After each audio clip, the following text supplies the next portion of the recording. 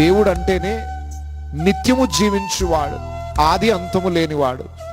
ఆది అంతము లేనివాడు, కాలము అనే టైం పీరియడ్లో ఉండనివాడు, కాలానికి బయట ఉండేవాడు ఒక టైం పీరియడ్లోనికి రావడం అంటే ఇది మనిషి జ్ఞానానికి మించిన కార్యం.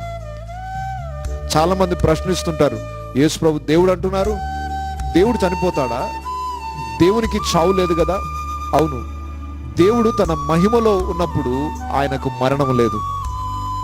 ఆయన భూమి మీద బలియాగం కావడానికి ఇష్టపడ్డాడు గనుక పరలోక మహిమను విడిచిపెట్టి మనలాగా రక్తమాంసములు గలవాడుగా ఈ లోకంలో జన్మించాల్సి వచ్చింది. మనుష్యుల పోలికగా పుట్టి దాసుని స్వరూపమును ధరించుకొని తన్ను తానే రిక్తునిగా చేసుకొనెను.